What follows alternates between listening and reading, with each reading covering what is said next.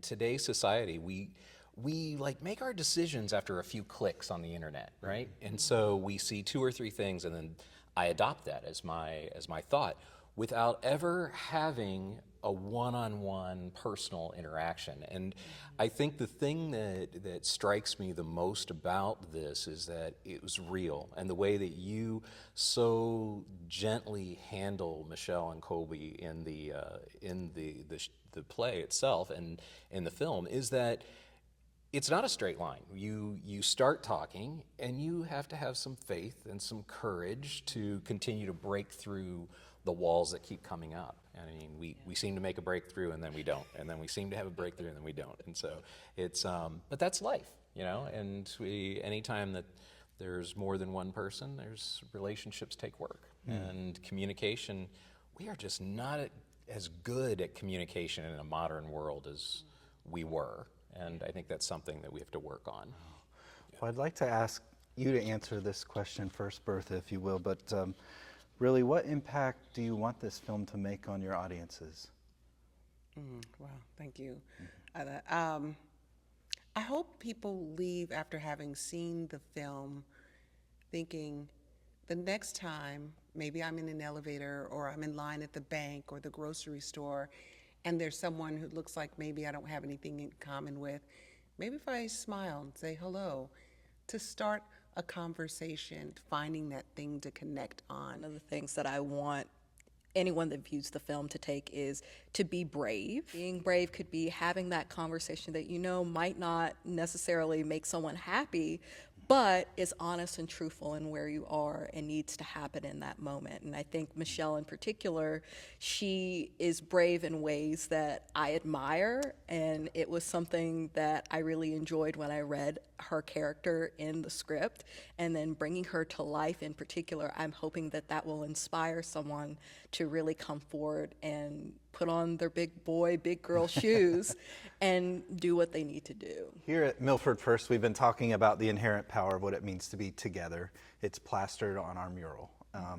And that's been a rallying cry. So we've also talked about the lack of empathy in our communities now and how that creates more divisiveness. So how does this film speak to the power of what it means to be together? In the film, they're together by force.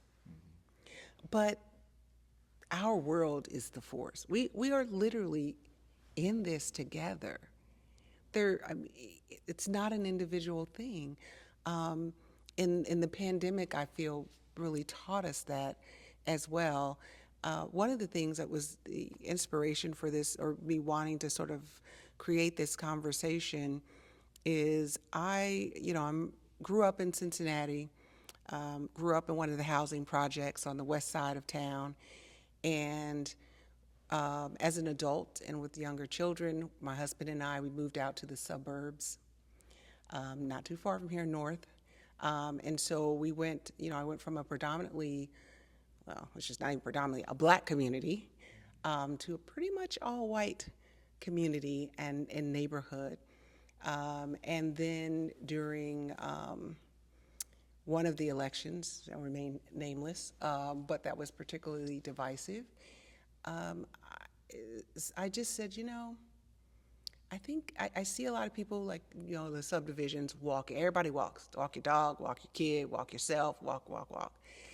And so I sent an email to we had like a little email distribution. I said, hey, would anyone like to walk and talk?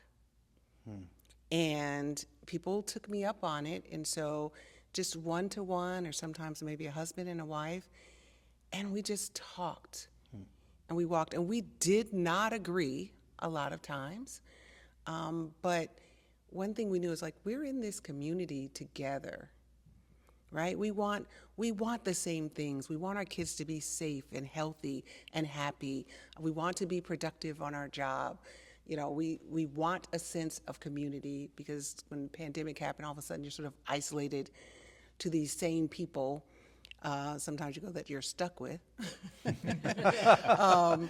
But it really, so that sort of togetherness, for me, I can think of no other way other than being together. whether we want to admit it or not. I think the thing that I have started to do is look back at some of the things that I have in my life. Where did we come from? How does that impact the way that I look at people?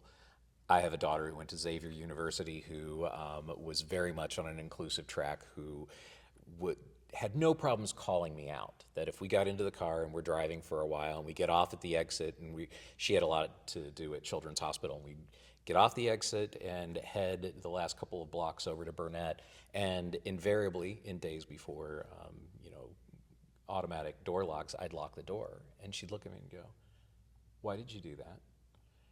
I said, "Well, just be safe. We're just going up here." And she goes, "Why now? Why didn't you do that when we got in the car at home? Why didn't you do that when we were at the grocery store? Why did you do that when you got off at this exit?"